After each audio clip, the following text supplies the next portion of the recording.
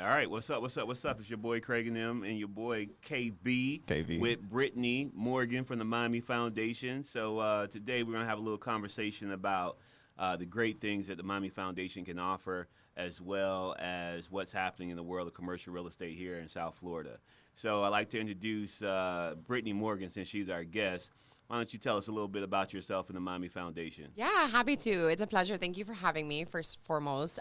So I am the Economic Resilience Director at the Miami Foundation, and what that means is that I was brought on to steward a $20 million grant from Wells Fargo. Wells Fargo selected Miami Foundation to distribute $20 million to minority-led small businesses in South Florida to help them with the purchase of assets specifically. So what does that mean? Technology, machinery, vehicles, anything that you can touch and see, and that extends to commercial real estate. We actually made a venture to include property in our Open for Business program. So we're very grateful to them for this generous donation. Myself, we can get into that a little bit, born and raised Miamian. I spent 14 years in Chicago, actually, and I returned to South Florida to lead this initiative last year. Awesome. And my boy KB, why don't you let the crowd know who you are? All right, so I'm Khalid Bryan. I'm a broker. I own the Investment Property Gurus, where we specialize in not selling properties, but we go the extra mile as far as research. So that's what it's all about. We try to be the smarter agents. I own the AV Club Podcast Studios, where I help people start podcasts, make content. And it's I did it to kind of make it all full circle. So this makes sure that I consistently market and make content. So it's kind of like, how do I force myself to keep going? Yeah. I'm glad you're here because I have so many questions for you in what you're saying, because all of this, I had to build from scratch, one thing at a time, one camera, one mic. So I see what you're doing, and I can really see it. Yeah, one mic at a time. Bro, you know how many mics I went through? You would be surprised how many mics I went through just getting here. She was making that reference to Nas, right? Yeah. No, I caught that. But no, we know that it's really costly, right? These are the assets. What we say, we have an entrepreneur in Alapata that he got an equipment grant to purchase new sewing machines, and a single sewing machine's what, $4,000, $5,000, $10,000. Right. Oh wow. Those are those upfront capital costs that you have to sink a lot of money into. So Wells Fargo's theory of change, the Open for Business theory of change, is that if we can award grants to help you get those large sums of, industrial pizza ovens, cooking equipment, cleaning equipment, vehicles, for example, it'll have a dividend on your revenue that is unmatched. Because who has, an excess 10, 20, in the case of commercial real estate, $500,000 to invest into their business? So that's really what we're trying to accomplish. Okay, and I can see the benefit to Wells Fargo is that if my business takes off, I got all this money that I'm going to now put in a hopefully Wells Fargo account. So I see the double streak of this. Absolutely. I mean, I won't speak for them, right? I can only represent the Miami Foundation. Yeah. I would say that maybe could happen, but we fund folks irrespective of their affiliation with Wells Fargo. So whether or not you have a Wells Fargo account, you don't get any privilege in scoring or any advantage. If you choose to do business with them, that's, incumbent on y'all. I actually did open personally a Wells Fargo credit card earlier this year. And when I opened my account, I was like, do I get VIP treatment? Do you know who I am? Okay. But no, we're completely agnostic with regard to we received the donation from them philanthropically. We're very grateful for their support, but who you bank with is entirely at your discretion. Okay, so you're not with Wells Fargo per se. It's just Wells Fargo is who's behind all of this. That's right. Oh. And Miami's not alone, actually. 4 other U.S. cities also each got $20 million for the same purposes: help diverse entrepreneurs with asset building. So if you live in Atlanta, Charlotte, Houston, or L.A., they also have an Open for Business program. Right.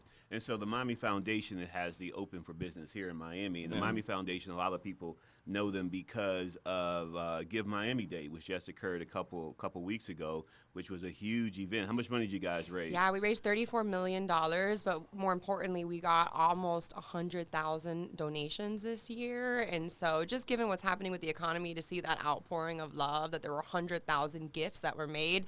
And it's kind of like, raising money for political campaigns. It doesn't matter if your gift is $25, $2,500. We're really proud that everyone kind of showed out for Miami that day. Right. And so the Miami Foundation does so many great things within our community. Rebecca Fishman, right? Lipsy is the ED. Is that what you guys call her over there? What's her title? I call her CEO and president, CEO, boss lady. Head woman in charge, right? Yeah, I mean, I think she's been such a great advent to the foundation. She started her tenure in 2020 when, a lot of things were in flux, and I like to say that she puts the community in community foundation.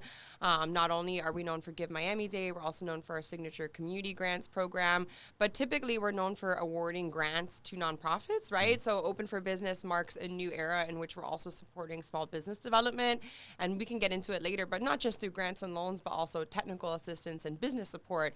We've brought on about 10 organizations that help businesses grow with free, financial consulting, workshops, training. And Craig is actually one of our illustrious TA providers. Yeah. So I'm happy. So we're having that class the second week of January, which is the third class in this round. And then hopefully we'll get some more rounds in 2024 where we can just go ahead and keep training individuals. So Brittney, tell us about what you look for in an applicant with the CREO program. I know you guys have different programs, but more specifically, since I'm tied to the CREO program, tell us about the CREO program and what you guys are looking for. Absolutely. And for the uninitiated, I do have to run through all three of our financial products, right? Sure. The first is kind of what we say any small business that's eligible can go for. It's the grant for technology and equipment. So like Khalid was saying, this podcast equipment, the bounces, the lights. In our restaurant business, we see people who are looking for freezers, stoves.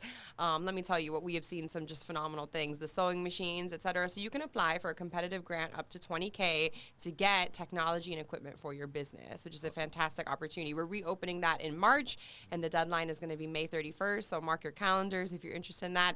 Our second financial product is more of a middle-of-the-road product. It's the 3% loan, which if you're paying any attention to interest rates these days, very, very low financing. Awesome. Yes. It's an incredible financing deal. That is through our partner CDFI, a.k.a. Community Development Financial Institution, led by Maria Cotto. So that you can get 3% loan for inventory, vehicles. You can refinance predatory debt. You can renovate your place. And so that's a really fantastic opportunity. And then the third and final product about which Craig was speaking is called CREO, which stands for Collective Real Estate Ownership.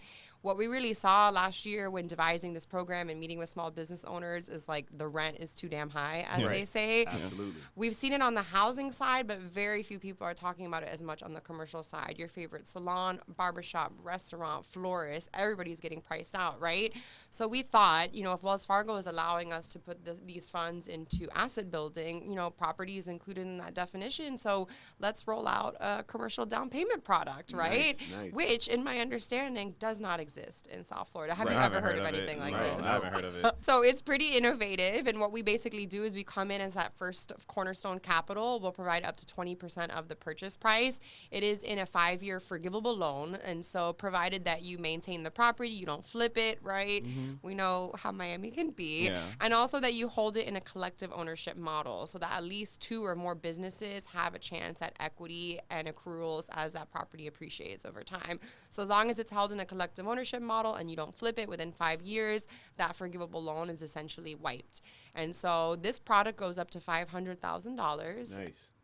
Covers up to 20% of the purchase price. If you're not using it exclusively for down payment, you can also roll in some of your closing costs. So we have folks who, you look at your closing settlement statement, you guys know, doc fees, title fees, stamps, so that you can all adds up. You can roll all of that into your CREO forgivable loan. And so, we're really proud of this offering. Okay, so my question, before you move on, when you say collective ownership, can you just elaborate? Is that like me and Craig, I have to own it with someone or a different entity? Or okay. Yeah, that's exactly right. So for instance, if Craig LLC and KB came together and formed, most folks are creating an LLC, a holding entity. Most folks do that for commercial property anyway. And as long as the constituents of that or entity that holds title are 2 or more businesses, that's a collective ownership model. Got it. So it's not 2 individuals, it's just 2 companies. 2 companies, exactly. And we have all types of ownership models that we encourage for this. Yeah. So what's worked really successfully elsewhere, which we're trying to foment in Miami a little bit, is community land trust, for example, have existed for a long time. Yep. There's a steward of the land that promises to keep it affordable in perpetuity.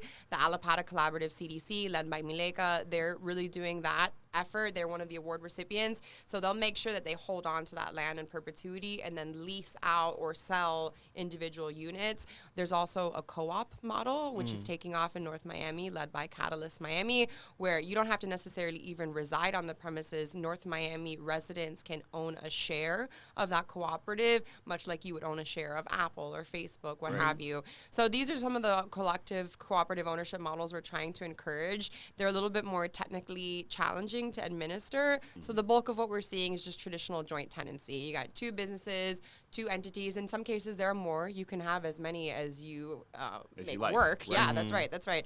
And also they can be nonprofit, for-profit, a mix of the two. We really encourage, as long as there's 2 or more businesses at the end of the day.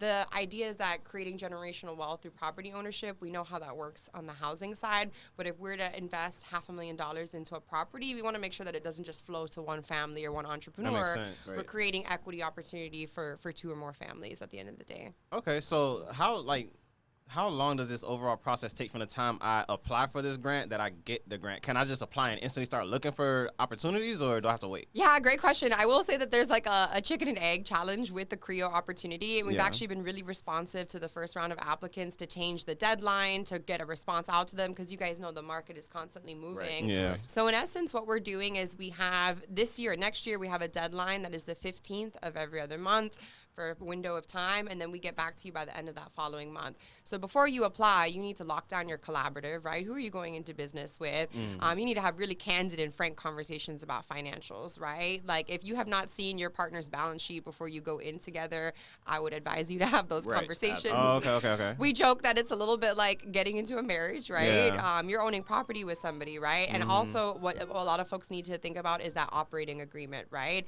Put down on paper, what are all the things that are going to govern entry and exit into the partnership? What % of the equity share? If something breaks on the premises, how are we going to start banking together in the new facility? Have those Right. conversations up front before you apply. And then also get a property locked down, right? How much property can I afford? Craig and I talk all the time. If you haven't been on Crexy, if you haven't been on LoopNet before you apply, you need to go and understand what these properties are not only going to cost you on paper, but then the administration and the property management of them as well.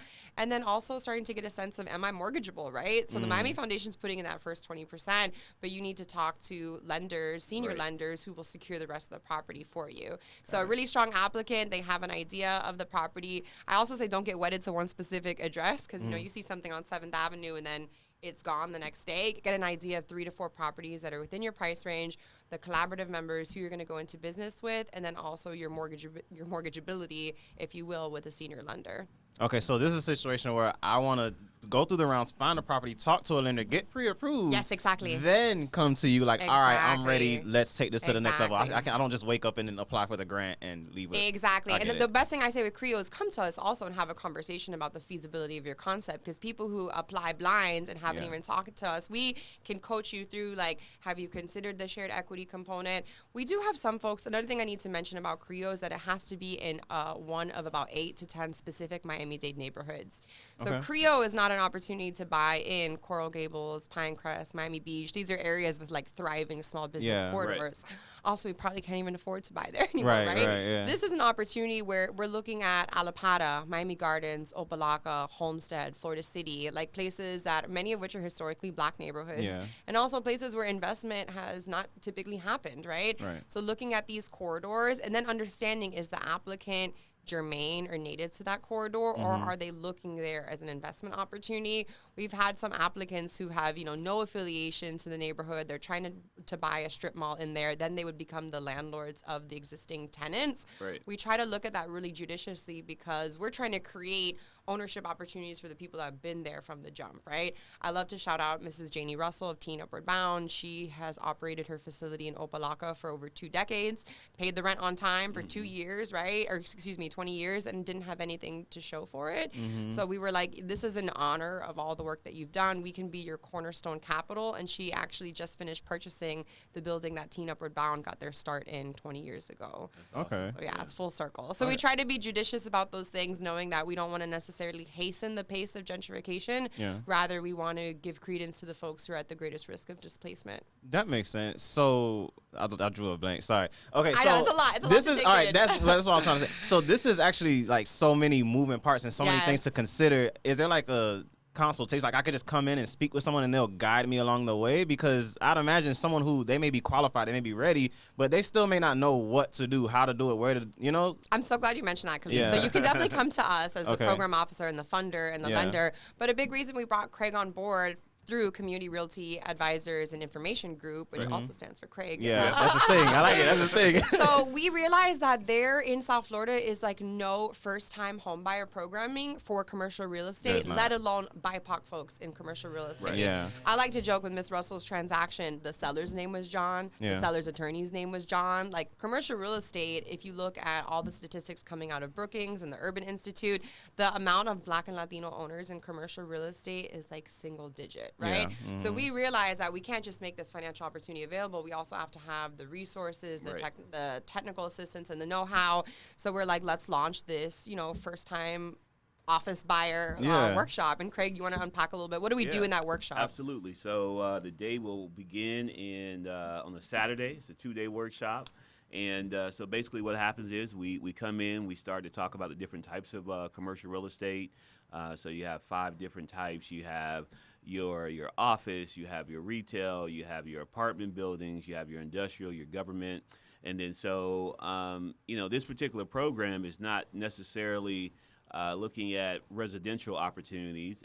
Right? So it's not necessarily residential opportunity unless you can have a mixed use situation where you're going to be able to have maybe retail on the bottom and then residential on the top. But it's more so for retail and office, maybe industrial type doings. So we go through that platform. We also discuss what do you look for in an appraisal? What do you look for when you are valuing the property so that you can understand how much to offer, what to offer. We also speak about contracts. We have Shar, who helps us with contracts. She's the legal eagle, so to speak, right, for the Miami Foundation.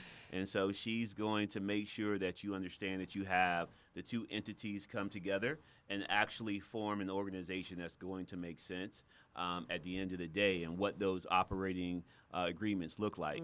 And then we just finally we get down to looking at, what is it going to take to close this transaction?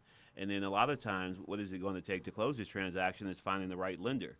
And then the lender becomes the struggle, right? The lender has been the struggle in this kind of like first round because there aren't a lot of lenders that want to lend to nonprofits, right? Yeah. And so even creating 2 nonprofits, creating a profit entity has become even a challenge. So it's just, yes, you do want to have pre-conversations with lenders and what they're looking for and how they're going to do it.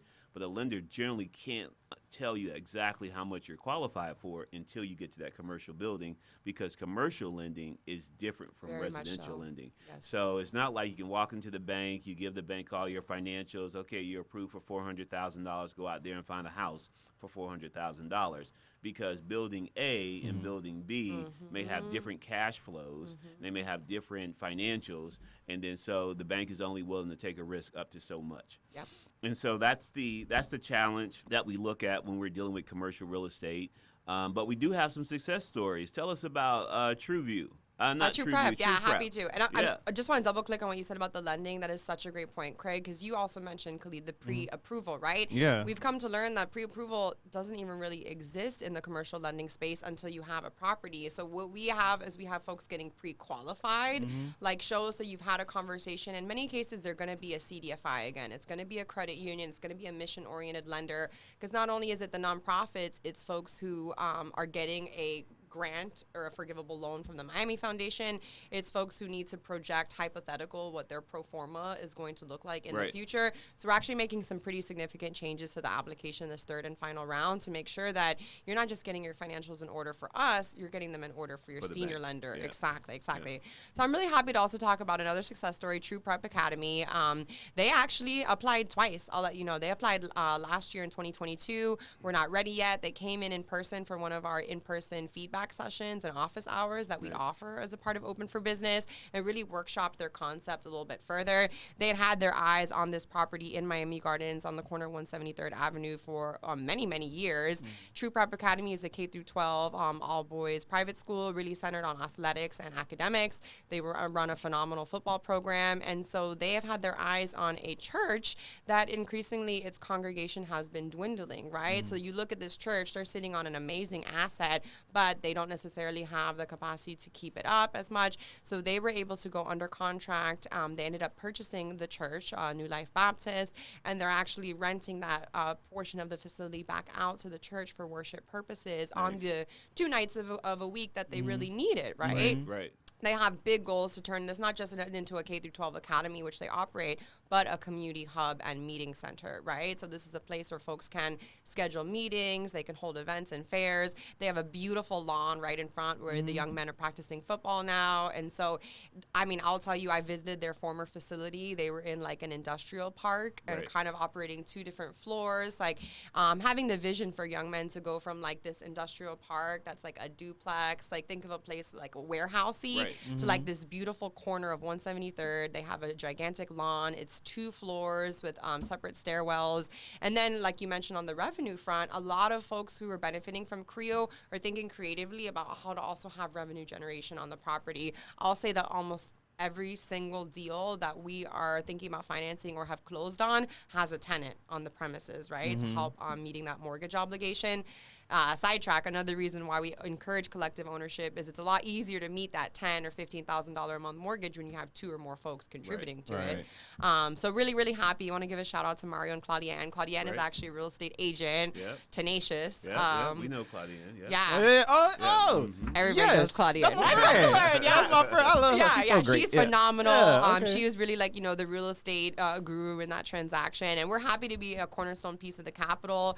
But like Craig mentioned, getting conventional mortgage lenders to bite on these deals has been a little challenging. I think some of them are nonprofit entities, a lot of them collective ownership. That means that you're looking at 3, 4, 5 different sets of financials. That's why I say you really have to have those conversations out loud with your prospective business partners before you apply for funding. Right. You go. I have too many questions. So what do you find the most challenging for applicants when they bring you an application and you just say, I just wish they did this before they applied? Oh, man. I got a couple of ideas. I do say that one of them is, some people are really pie in the sky with what they can accomplish. I think historically people have seen the Miami Foundation as an issuer of grants in furtherance of your mission. But with the CREO product, we are operating much more like underwriters, right? So I hate to turn folks away, but oftentimes if we do decline you for CREO, we think that it's in your best interest, right? I have some nonprofit organizations whose annual budgets are $200,000, $350,000 a year, right? They're almost exclusively reliant on grants and contributions. And it would be a disservice to encourage a small nonprofit to enter into owning a $2 million property, right?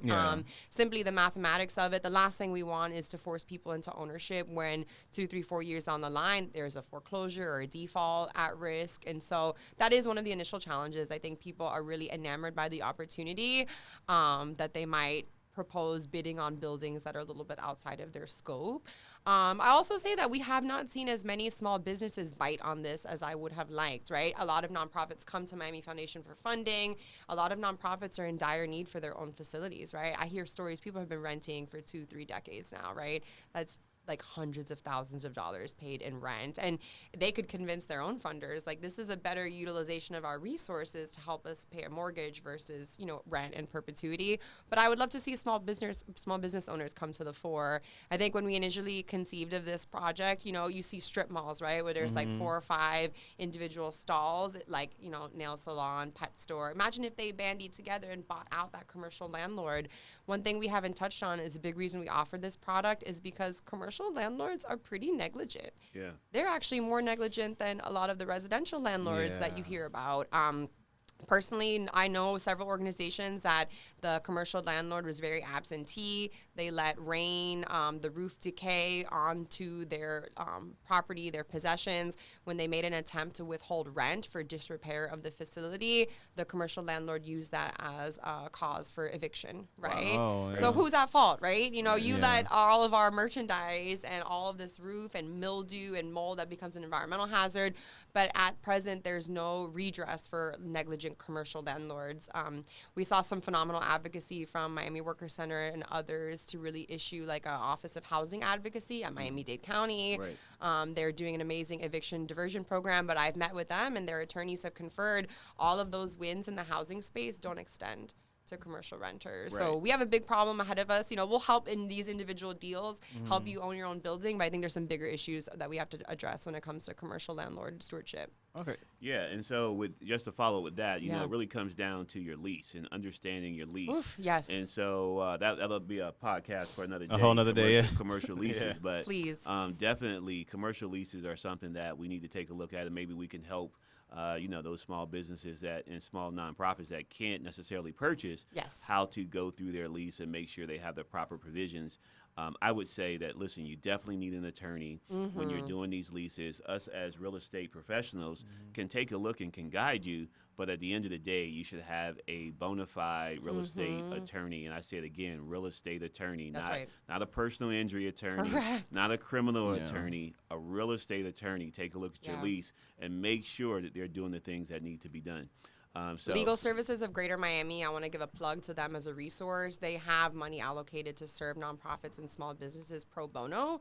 But we know that this is not going to be enough. I want to put a pin. We actually are about to launch a policy advocacy agenda out of Open for Business to help with some of this commercial negligence, ownership, et cetera, because this program is about to end at the end of next year. How do we make sure that there's a legacy to live on? And you can talk to my colleague Brenda about that. We're getting that off the ground soon. All right, we'll have to bring Brenda in here and let's see what she has to say about it. That's awesome. You guys also have another piece to this where you help individuals with existing businesses fix up their businesses. I think you're doing that through the ABLE loan. Yeah, so that 3% loan, we have a renovation and remodeling use case for that. And in essence, you know, Wells Fargo said this grant money can support asset building. So what does that look like? Helping the assets that you currently own look better, right? So we have that 3% loan to support remodeling and renovation. A lot of the CREO beneficiaries can then, you know, graduate to that product, and you can get more than one OFB product. They're meant to be layered atop one another. Nice. But we always caution, if you don't own your own facility and you're looking to make deep investments in remodeling,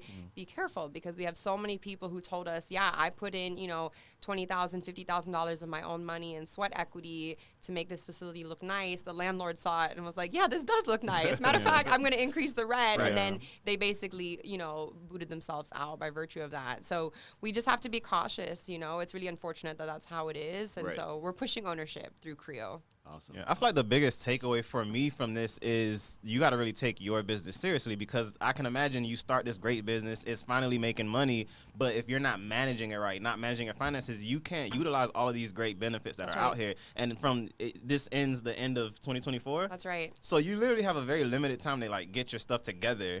So I guess that's the biggest thing that we can do as real estate professionals is just like outreach and just educate the public on not even like getting these big loans, just how to manage what you're doing now to get ready to do this. So we see that a lot, even just the grant product. So the technology grant doesn't require as much financial documentation or due diligence, but we do want to see, you know, a copy of tax returns. And one thing we find is that people try to be creative, right? Like you don't want to have a huge tax liability at the end of the year, but at the same time, to make yourself look profitable to a mortgage lender to get CREO, you have to showcase and demonstrate some level of income and revenue. So I will say that that's been an interesting challenge in underwriting. You know, we want to reward folks for doing good, right? Paying into the tax base. But at the same time, like, how do you substantiate to a mortgage lender that you'll be able to service that mortgage in the future? And it's, like you said, Khalid, getting your back office in order, making sure you're up to date on your taxes. Have you paid your Miami-Dade County business tax receipt, right? Like, those are the things that we check for just to make sure that we're rewarding good behavior.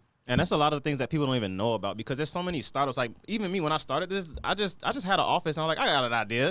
So there was so much undocumented activity, and it's like I'm just now getting to this point where I'm like, I need to buy something, I need to do this, but I still have another couple of years of work just getting ready to let them fund me. And formalizing it. That's why I touched on the technical assistance before, right? Because it's one thing for us to push out all this money, but not having the access to the know-how, the workshops, the resources. So we have actually onboarded an organization in each of those communities that I touched on. So if we're going to double down on Miami Gardens and Opa-locka, we're going to invest in a TA, technical assistance provider, to serve applicants from that area. So we have 6 regional, like if you're in Homestead, if you're in Alapata, there is a go-to organization to help you with everything. Look at your books. Are you up to date on your taxes? Have you even thought about what projections look like doing forecasting of revenue into the future? And same reason we brought Craig on and all the real estate expertise, like going line by line, clause by clause in a purchase agreement on a commercial contract. That's one of the best, I think, activities in that workshop. People are like, wow, what's the due diligence? And what, you know, like just, we want folks to be armed with knowledge, not just the capital. So you're going into it eyes wide open. Yeah. And how would someone like find this information if I wanted to do the research to just set like a 12-month plan? How would I find it? That's a great question. So MiamiOpenForBusiness.org is like where we showcase all of our resources. We have a page for each of those technical assistance providers. Like if I'm in X neighborhood, you can sign up for support. But you know, the organizations that we work with, there's so many more business support organizations out there, and people don't even realize. Like FIU Small Business Development Center, they were actually just awarded the best SBDC in the country. They were flown out to the White House. So they provide like free consulting support. You go to FIU SBDC on Google, they'll sign you up with a one-on-one consultant. Now I got to name drop everybody because you know, Alapata Collaborative CDC, branches in the North Miami, exactly, Milega and Santander, they do incredible work. Branches in the North Miami Beach area. Shout out one time for the North Miami government.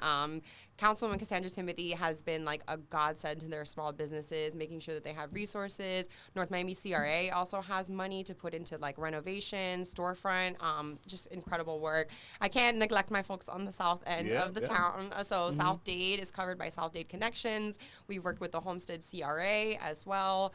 I'll also share that in the Overtown area, Air Ventures, Opportunity Connect, all of these organizations, I cannot forget the Miami-Dade Chamber. They service the Miami Gardens and Opelika community for Open for Business, but they're also open to all businesses in South Florida interested in the chamber. And these organizations, we awarded grants to serve as the technical assistance providers for Open for Business because they were already doing the work, right? They were already looking at people's financial, you know, statements, helping their business grow, connecting them with legal resources, cybersecurity, marketing automation, etc. So if anybody is like, oh, I really need support, what I recommend is just, you know, raise your hand, you know, put yourself out there because there's thousands of free resources out there that just need to be tapped into. Yeah, I have like a two-part, totally irrelevant to each other situation. But okay, so being that there's so many different platforms and grants and programs in every city almost, a situation like remember Sistrunk, they have so many grants to build commercial over there. If I have a grant from another entity, can I pair it with your programs as well?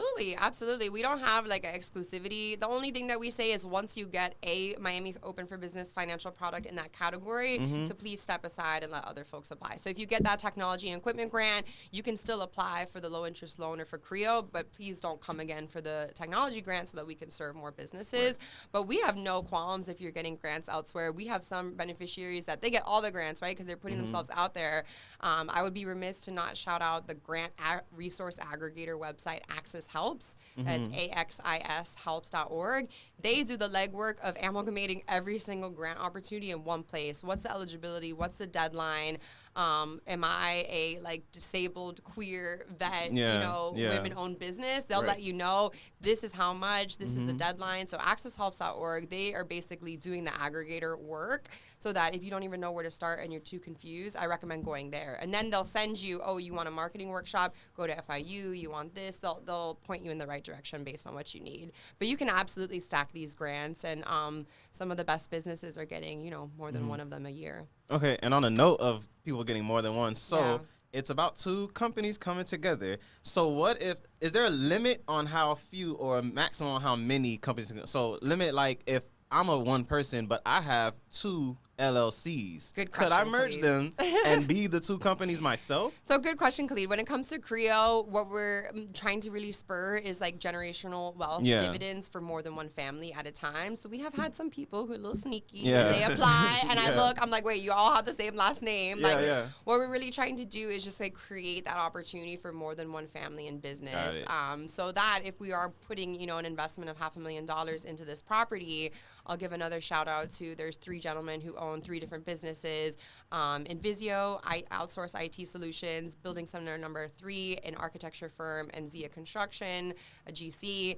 they are going in on a building, and I can't remember their equity share, but let's say it's a $3 million building, they're each over time going to get a share of that $1 million that they can reinvest into their business versus one person taking home all the cake. So Okay, we do want to see yeah. disparate, unrelated ownership. And on the flip side of that, could I gather 20 business owners and have 20 companies come in and that? Okay, so there's no. If you can structure it and you can effectively manage it and codify all of that in your operating agreement, Yeah. I mean, granted, the shares will be smaller, the dividends will be smaller, like, thinking about shareholding in the stock market. But if you can effectively manage that, that is one of the concepts that we really wanted to encourage as well, whether it is like a food hall, a craft fair, like a farmer's market type setup. But I think the important point about CREO is equity, right? Are you just holding the land and then leasing it out to 20 individual entrepreneurs? Or are you giving them a slice of the property?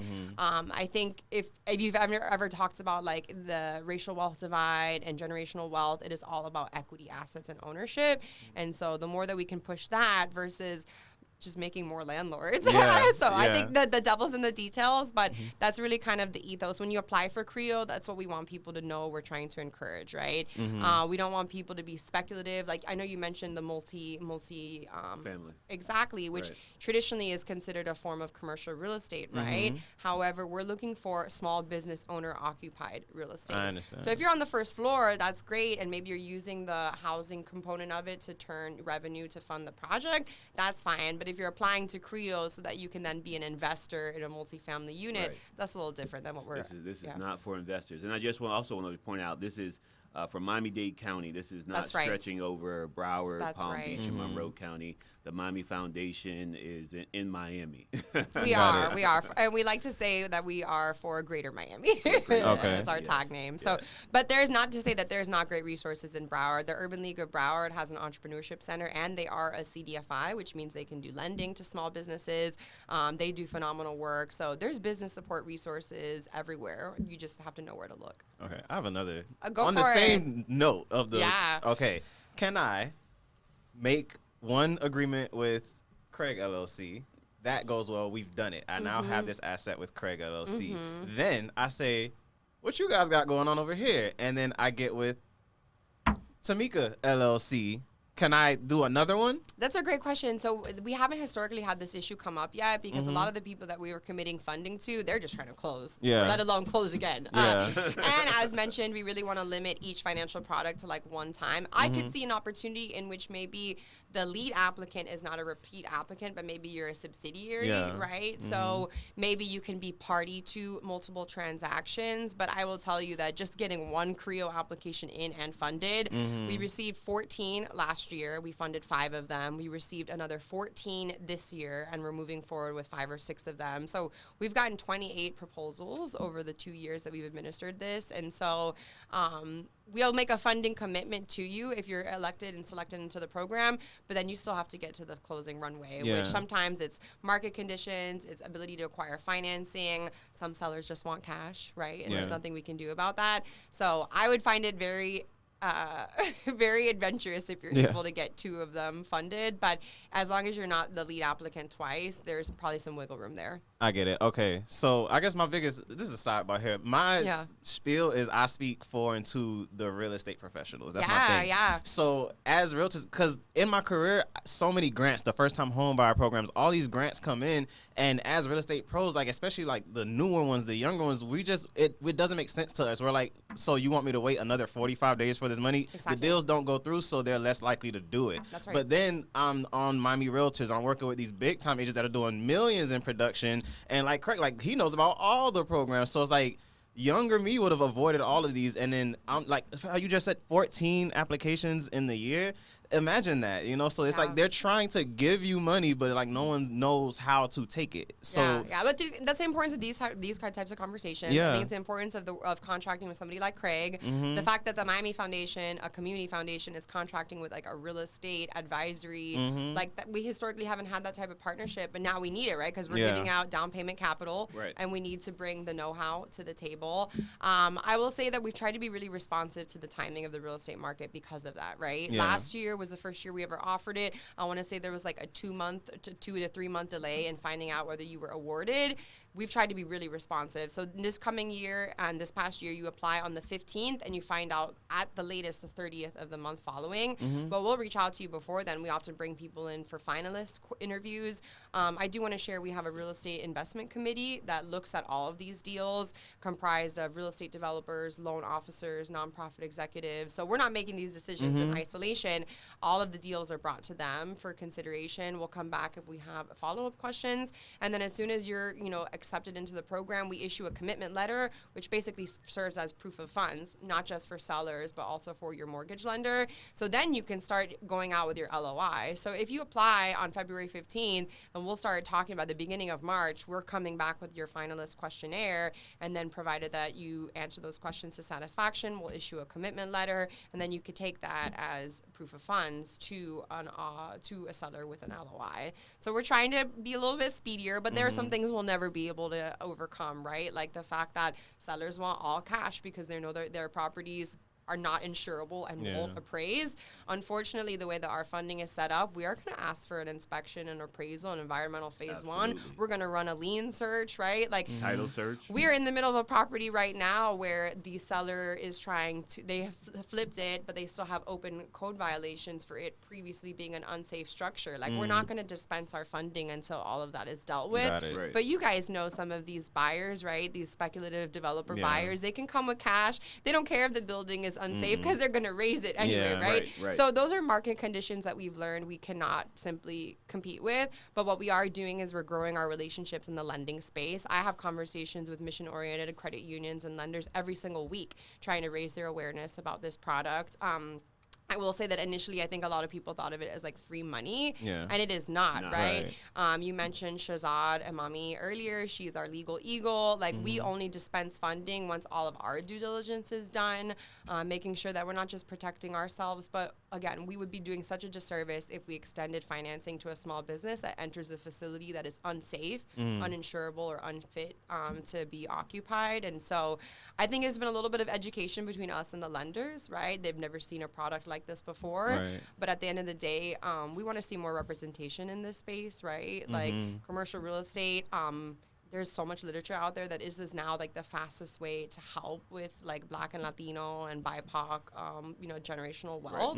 So, the little that we can do, $500,000 into the deal, that's just what we're trying to accomplish. Right. This is so great for just real estate agents as a whole, because there's a community of realtors that are just like not sure what to do in this market. Loan applications are low. People aren't buying houses like they used to. So it's like, what do we do? Well, that's a great time to kind of pivot into a new industry like commercial real estate. That's what I'm doing. I'm learning commercial real estate. He's seen it. I'm wiggling in some deals.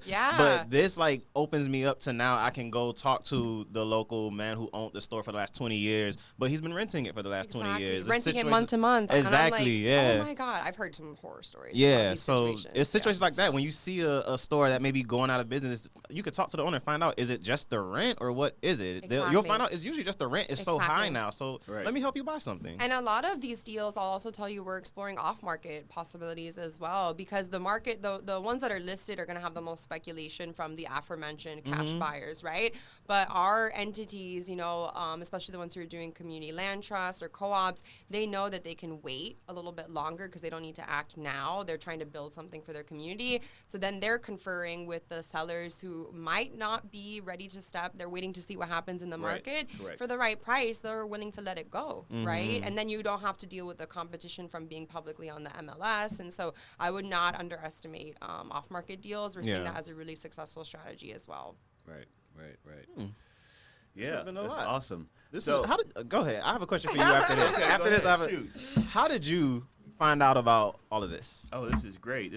Because I was wondering, how do I wiggle in Melissa? Yeah. I thought about her when I was talking about the work in Overtown. So I have a friend. Her name is Melissa, and Pierre Kelly, and she was just like, Craig, listen, there's some opportunities out there. We should jump on them. And I was like, okay, Melissa, let's do it. You know? And so I said, you go get them, and I'll be the talent. And so that's what we did. So we worked well together in that respect. So yes, Melissa's kind of like behind the scenes setting things up.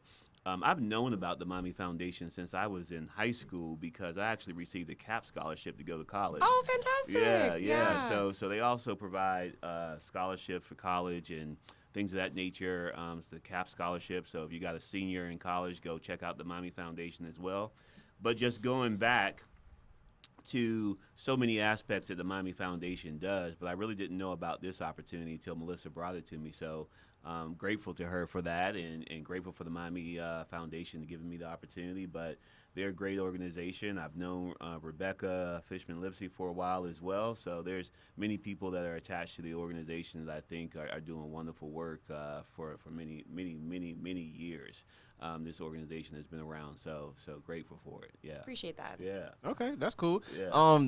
Is there so can you speak on like what would be causes for someone to be denied an application? Absolutely. A handful of things. I think we've touched on them throughout the course of Yeah. the conversation. So, Mhm. like, one of them I think is the finances. Like, are you in a position to transition to ownership, right? I have a handful of applicants that are more like startup nonprofits.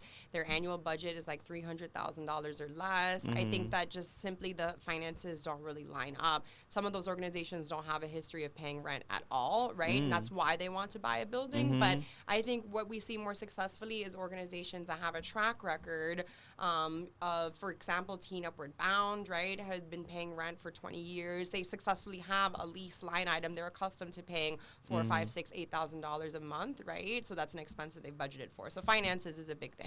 So it matters to you have to make over a certain amount. You don't have to. There's no requirement, but Yeah. I tend to find, and what I've been like, we don't have a minimum threshold. Okay. But what I have found in reviewing these applications is that the smaller nonprofits with smaller budgets, they just simply don't have the bandwidth or the wherewithal to cover the debt service Got for it. a mortgage. You have to be able to Yeah. handle the mortgage we're putting you in. Absolutely. That's what And not it's just about. that, but Okay. also all your other programmatic expenses. So, for instance, one thing the senior lenders will look for in the nonprofits is that they have diversification of revenue.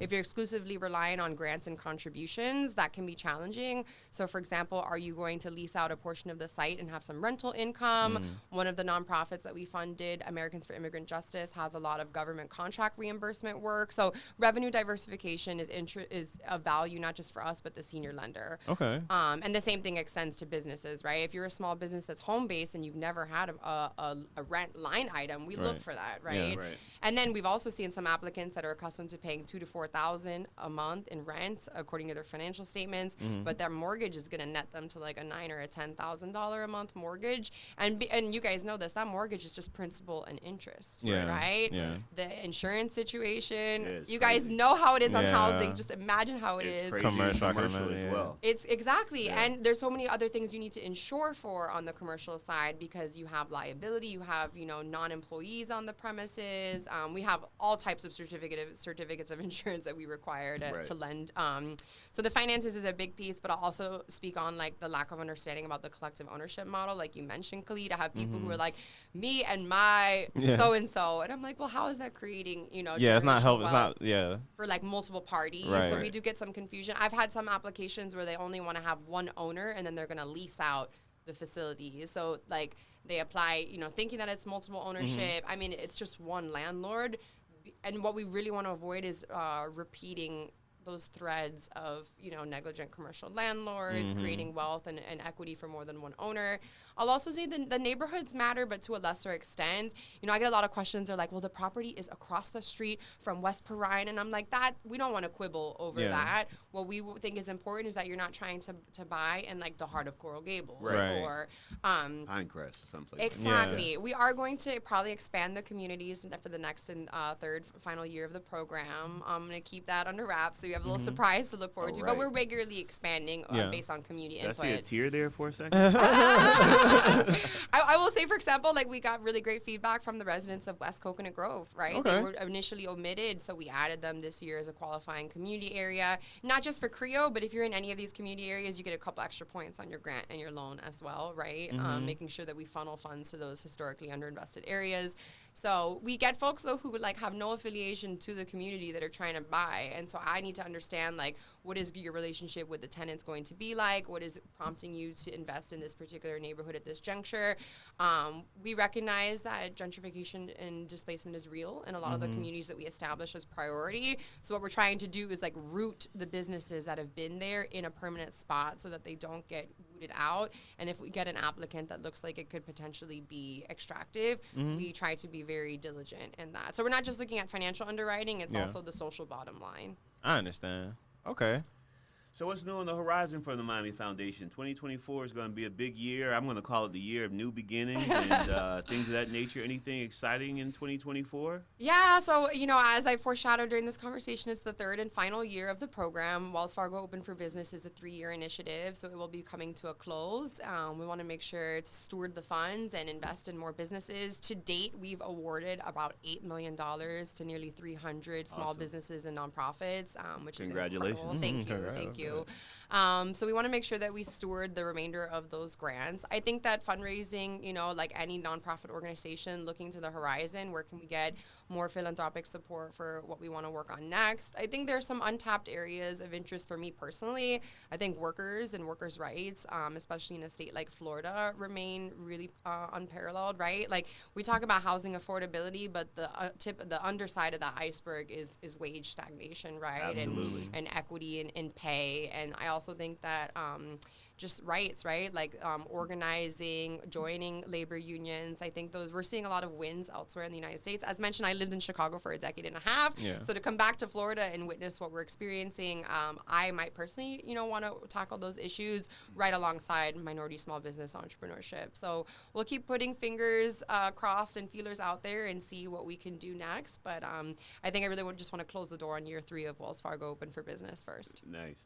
Well, I definitely concur with you because, being on the Affordable Housing Advisory Board for Miami-Dade County, I tell people all the time that wages is really the issue because we can talk about affordability for housing. Miami is not going to crash. I got this one guy that comes on my Facebook page, and he's like, oh, yeah, do anything that realtors tell you to do, right? It's just for their pockets. I'm like, dude, this is not 2008. It is not. No. It's not 2009. It is not happening. There will not be a crash in South Florida. You heard it here first from Craig and them, but it is not happening.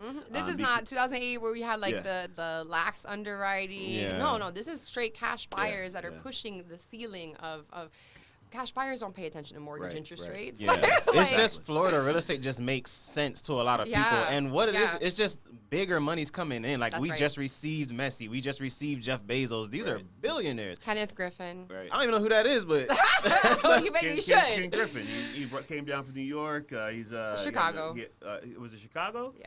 Oh yeah, Chicago, and he basically has this tech fund, right? He actually operates the world's most profitable hedge fund, There you Citadel. go. so you got to imagine what calibers like that coming into a city can do, because mind you, they'll buy their personal home, they'll do some investments, but they're also going to do some development. They're going to call people like Craig and say, I need this many square feet. I think Ken Griffin just already purchased a portion of the Dolphins in F1 already. Yeah, they're building out their brand new office building, and all of those types of investments kind of change the game in terms of who's participating, who are the key players, and I think that's why we really have to make sure in this new wave of Miami's economic development, like who's looking out for the small guy, right? Yeah, that's what it is. You can outsource and you can create a startup for doing half these things, but if I can't find my cafecito, my croquetica, like, I don't want to go somewhere where like everything is like, startup.io. Yeah. So that I will say in terms of the horizon of our work, Craig, I think me personally, I'd like to make sure that we're looking out for the small guy. Right. Everything that made Miami such an attractive place to be and to do work, right? And I just talked about, all those Cuban things, but just think about like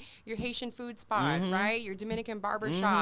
If all of that becomes like chains, big box retailers, like we're going to lose the cultural fabric of what Miami's special. So I'd like to see more diverse small business development and economic development. When we think about what economic development means, making sure that it's like an ecosystem. You got the big fish, you got the small fish, you got the corals. If you have all sharks, well, that ecosystem's gonna die. Right. Yeah, Absolutely. that's how it's looking, because even in Miami Gardens, when the flea market went down, that was a bunch of very small businesses that are gone, but nothing but big businesses came in. So to be fair, the Hialeah Opalaka flea market still exists. A lot of people don't know that. We actually awarded a grant to the city of Opalaka to award some of those flea market vendors replacement inventory grants That's to cool. kind of ease the burden. But a lot of people, we actually did a site visit. They're a little bit like maybe 2 to 3 blocks further north. They're all indoors now, but we did a site visit there a couple of months ago, and their foot traffic is abysmal, right? People think that they shuttered and closed their doors entirely.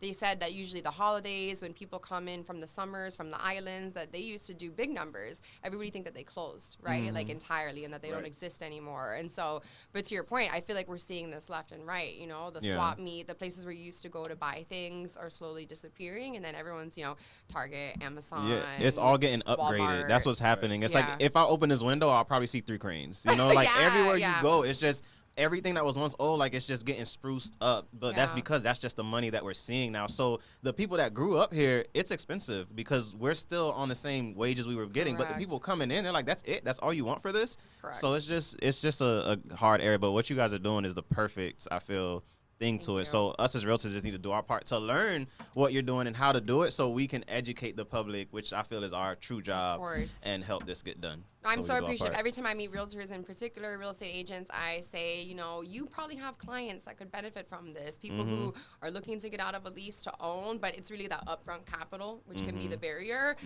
So happy to serve and kind of be that little piece of the building blocks. Yeah. This is good. This is good. Definitely wages and financial literacy is going to be key in South Florida. You got to have those 2 things, especially from a credit standpoint. That's right. You know, so kudos to you on the wages tip, because that definitely needs to take flight, and someone needs to fight that fight, as well as financial literacy. Yeah, absolutely. Anything on the horizon for financial literacy? You know, in BIPOCs. I would say that we support organizations that have been doing that work for years, right? Like Branches is our small business partner, and they have a phenomenal micro business program, but they've been doing financial literacy and family financial health for ages, right? So I think it's a big matter of supporting the organizations already doing that work. Catalyst, you know, I want to give them a shout out. They are a great partner of ours. They're actually leading that North Miami co-op purchase effort to try to create co-op ownership opportunities in that corridor. But another thing that they do are they're incubating worker-owned businesses, right? So those are businesses where you don't just have a head honcho at the top and all of your workers. The workers are owners as well, and that basically means that the profit dividends are then shared more equally among a worker-owned, and elsewhere it's known as a co-op, right? A worker-owned co-op. And the research shows that these companies are more profitable. The worker owners feel that they have more at stake. They're more willing to, like, you know, work for the benefit of the company. So Catalyst has been incubating several of those worker-owned enterprises. They're really common, for instance, in, you know, the healthcare space, janitorial, landscaping, etc. So just thinking about, like, if workers had a bigger share of the profit and the wages in some of these larger companies, I give them a lot of credit for what they're doing in the cooperative economic space, and we know what works, right? Like that's the other thing. Like being in Chicago for a decade and a half, my role before this, I was doing Black and Latino small business in 12 U.S. cities, including like Oakland, Boston, Chicago. Like we know what works. We just have to apply some of that playbook down here. Hence, collective real estate ownership. It's going to be, I think, scary at first because we haven't done it yet, but we know what works. We know what helps to increase wages, to increase ownership, to reduce the racial wealth gap, and we're going to do it. Yeah, awesome. I like it.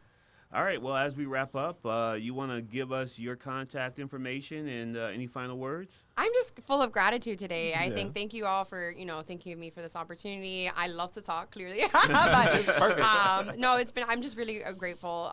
So again, my name is Brittney. The website, miamiopenforbusiness.org. If you literally Google Miami Open for Business, it will take you there. You can contact me directly. I think the most important thing is to shout out our deadlines for next year. So we actually have a mixer this year in 2 weeks coming up. If you're thinking about applying for CREO but don't have a business partner yet, or you want to ask current CREO beneficiaries how the program is going, on Monday, December 18th, we're hosting a mixer at Red Rooster Overtown, so you can mix and mingle. Maybe you want to meet over like a community area. Maybe you want to talk to one of the grantees that I've shouted out so far. And then, as Craig mentioned, January 6th and 7th of this coming year, we're going to have our 2-day commercial real estate workshop. That's when we open up the contract, we open up, you know, CREXI, we literally tell you how to get into this game. And then if you're interested in applying, the application will open in January. The first deadline is February 15th, and the last deadline is going to be April 15th. 2024 for CREO. So mark your calendars. And what about the other programs? Yeah, great question. So the micro grant opens in March, and it'll be due on May 31st. The ABLE loan, that's that low interest loan for vehicles, remodeling, or inventory, will also open in March, and it'll be open nearly through the end of the year, probably late September. All right, awesome. And then we'll put a bow on it and tell Wells Fargo what we did. That's Nice. right. Maybe they'll give you some more money. I hope so. Ojalá. That's all I hope so. Yeah, I hope so. Sounds good. Well, thank you, Brittney, for coming out and Craig. joining Thank you, me and Khalid. This was KB. great. And we look forward to maybe getting Brenda on. You'll bring you Yes. both back. Yeah, I'd love that because, we just scratched the surface on what needs to happen on a policy landscape. This is a 3-year program. We're going to help a finite number of entrepreneurs. But what we really need to do is change the system so that it's friendlier for small businesses and specifically small businesses of color. This is the first I've heard of anything like this, so this is revolutionary. So I'm glad to be a Thank part of you. it and witness it. Thank you, Craig. Hey, no problem. Thank you for Thank bringing you. me on Thank this. you for having Craig's me. a good guy. Craig's all right. Say it loud. For Craig, and Into them. the camera. Yeah, Craig and them is all right. I need Come to on, hear man's Brittney right say here. it, though. Yeah. Oh, I love working. Craig is all right. All right, sounds good. Well, thank you guys both, and enjoy the rest of your day. Thank you. All right.